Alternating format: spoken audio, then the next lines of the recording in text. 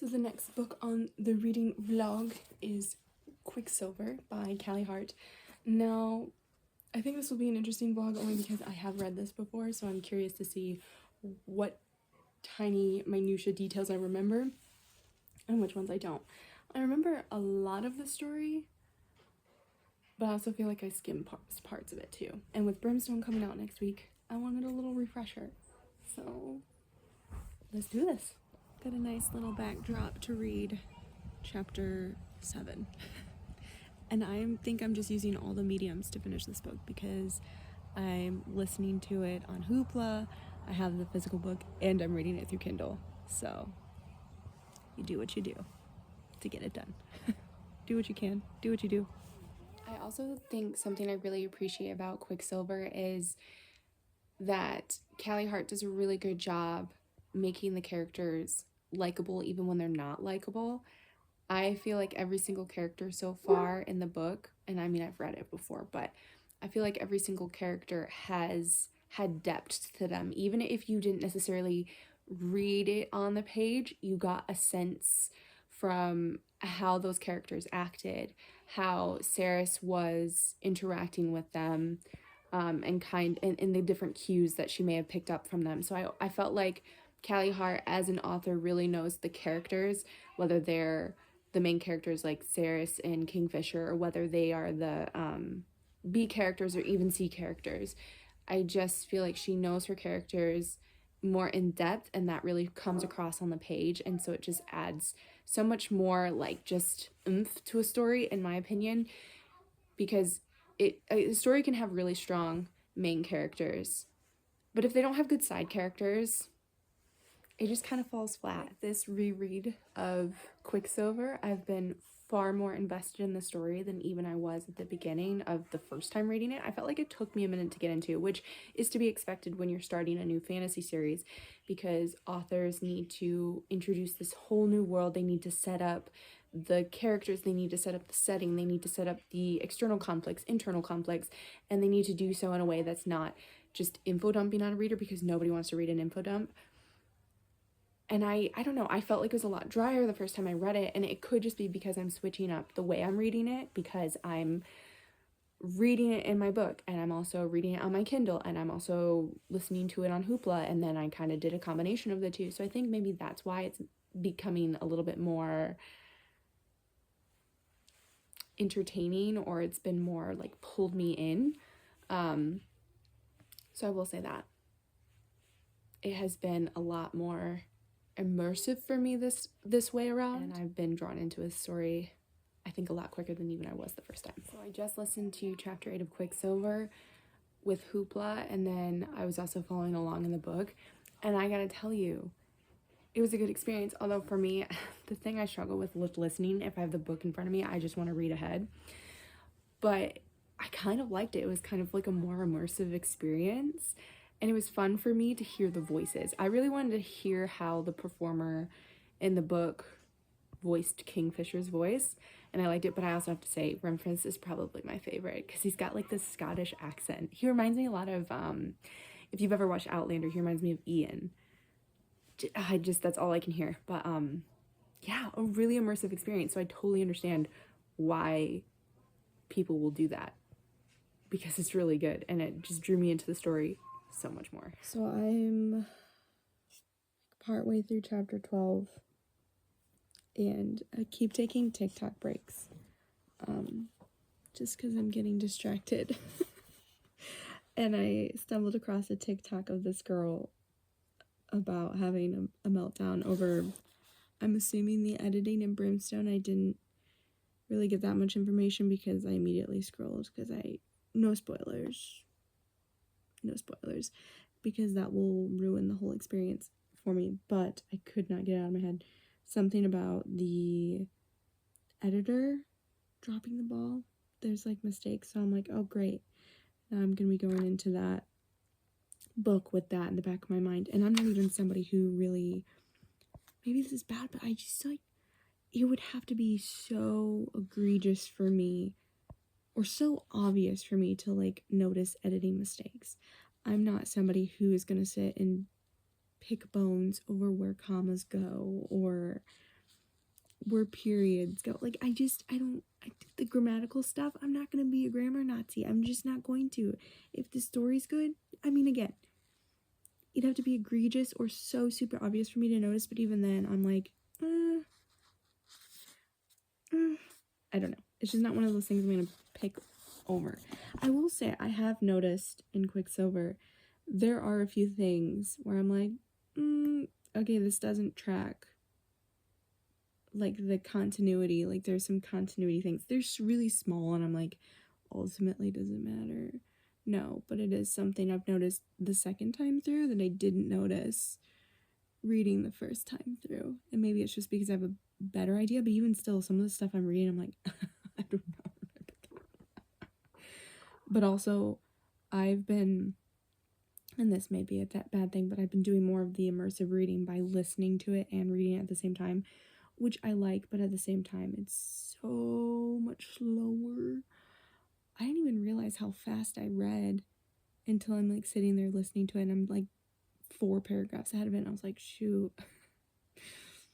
Because I just end up tuning the hoopla version and just reading ahead, because I'm like, I can read so much faster than this.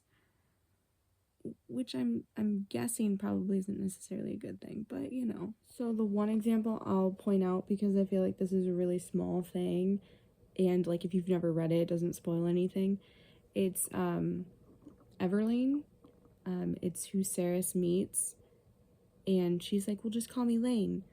And then, like, immediately after she refers to as Everlane, like, I can't remember if she's talking to her or if it's in her head. I think it was, like, more the voice in her head. And then, like, a paragraph later, she then switches it in her head to the nickname. I just thought that,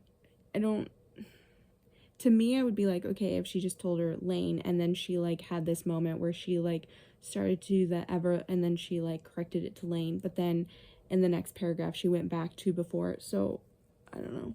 I don't know if that made sense, but that was one example that really stuck out to me tonight, that it kind of glossed over the first time I read it, but that's what I mean, like, just they're just, like, really small details.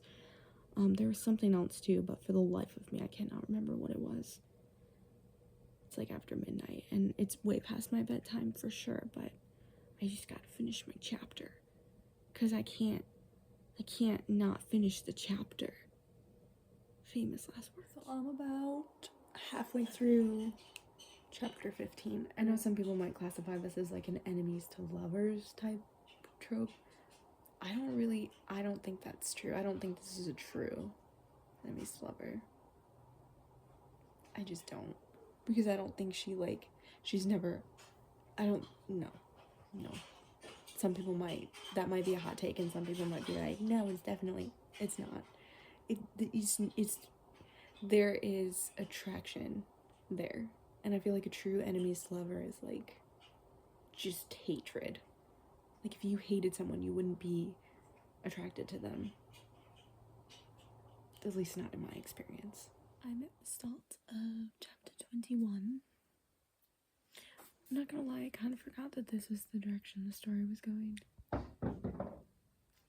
It's such an interesting combination of fae and like vampires.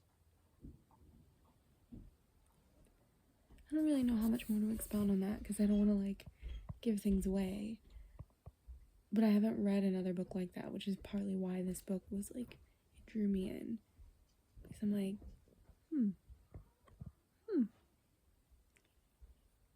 It works. So we have a little bit of a problem. I just finished chapter 30, so I'm well through halfway in this book. And this is giving me the same problem that it did the first time I read it, which is that I want to forego any and all responsibilities I have in my life just to read the book. I will say, I'm kind of surprised at how many elements of the story that I didn't really remember. And I didn't read that book that long ago. I read it at the beginning of 2025.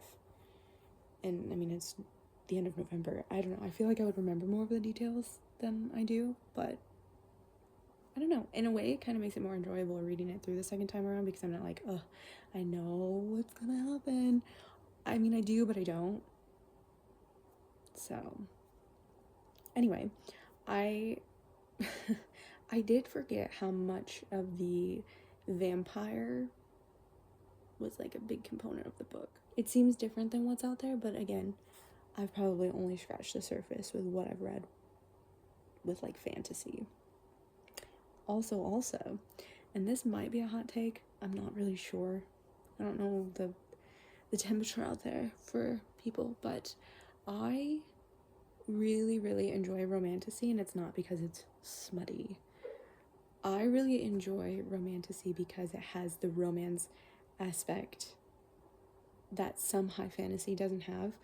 I feel like fantasy can be really dry without it. I just think romance in general is a good way to move the story along.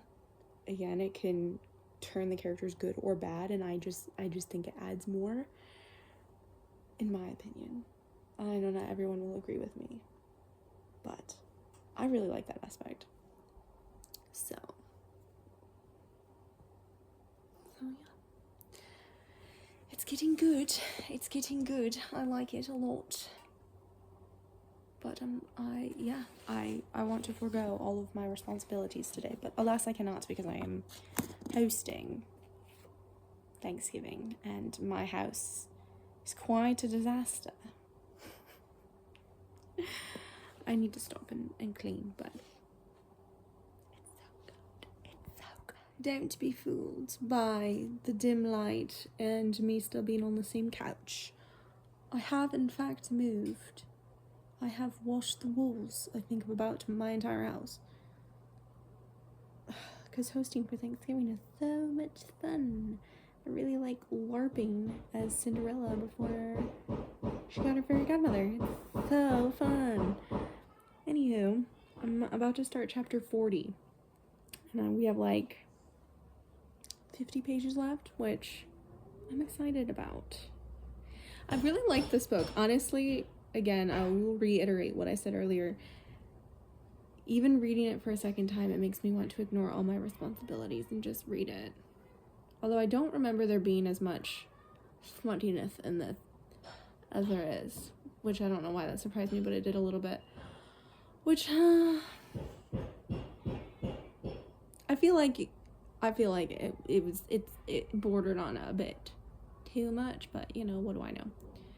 Anyway, I like it, and I'm gonna try to finish it tonight so that way I can get swatted on Brimstone. Because I am so curious, and I know the longer I wait to read it, the higher the chances are that some knucklehead will spoil it for me on the interwebs. Okay, I have to say, I started listening to chapter 40 because I have had no time to actually sit down and read today.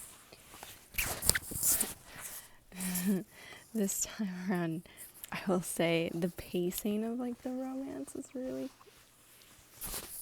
it's a little cringy for me. Sometimes it kills me in these romantasy books, like how fast they go from hating each other to loving each other. I can't. The first few sentences of chapter 40 just got me. It kind of gave me an ick a little. I still like the story, and still obviously I'm gonna read Brimstone, but not gonna lie, it gave me the ick a little. She is finished. I'm holding it upside down. This is my brain right now. I listened to a few chapters on Hoopla last night while I was at work, and then I came home and finished it on my Kindle, so I wasn't annoying my husband with my light. It was good. I think overall I'm really glad I reread it before reading Brimstone, because it had been a while since I had read it, and there were quite a few parts that I didn't remember, which I thought was interesting for me, because usually when I reread books, I can't. I don't reread them usually because I can't, because I just get bored. I'm like, I already know what's gonna happen. But this, I was like, oh, there were quite a few details I feel like I forgot. So I am glad I reread it. I feel like this read through, I wasn't as infatuated, maybe, as I was the first time. Not to take away from the story at all, because I still thought it was a good story. I just felt like I was a little more rational thinking as I was reading through it. I will say if Callie was going for an enemies to lovers, it's not really that kind of trope. Not that you have to have that trope. And I don't even know if that's always the greatest way to classify certain things, but it's the easiest way for people to like pinpoint what you're talking about. I love a good true enemies to lover trope. That's not really what this is. I don't know if that's what it was meant to be. I think for me, I think my biggest gripe with it, because I love a good romance in stories, I've said this before, I think it really can add to the plot. I feel like it was maybe a little fast in parts. My opinion. I like a good slow burn.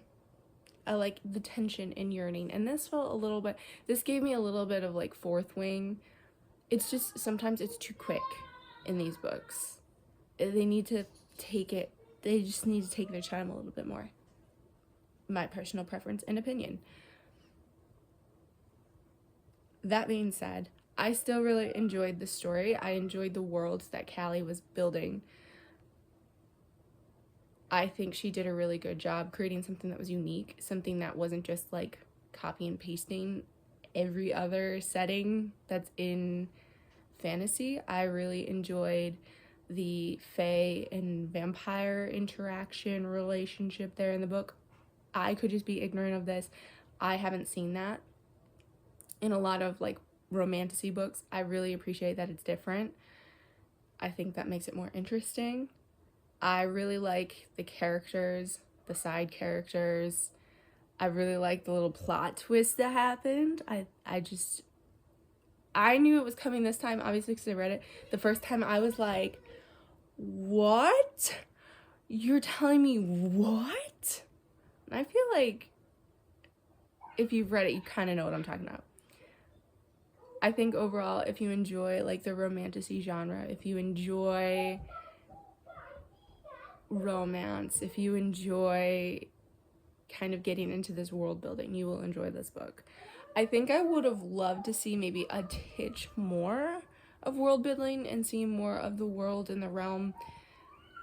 I do think I see why it wasn't as like maybe world building, just because you're getting it from Ceres's point of view and she's completely new to this realm. What I'm hoping for in Brimstone is that Callie does multiple point of views, because I found in romantasy and fantasy, like when you start getting into like second, third, fourth books, if you just continue in first person point of view, it's very hard to expand the world. So I feel like when you have multiple point of views, it's way easier and you get a more complete picture of the story, of the setting and the world and all that. So I'm hoping that's what happens in Brimstone. So we'll see. I literally have opened it up from the mail like a week and a half ago, and I have not really looked at it other than just like looking at the cover and stuff. So I have no idea what to expect. I haven't even read the dust cover, dust jacket synopsis of the story. So I'm excited. We're gonna read Brimstone. I will probably do like a whole separate reading blog for that, because this is gonna get way too long. But anyway, all of this to say, really enjoyed Quicksilver. Would recommend if you are looking for a good, fun romantasy. And I'm being summoned. And you are being summoned to our book too. So put your phone down now and read. Read to your little heart's content.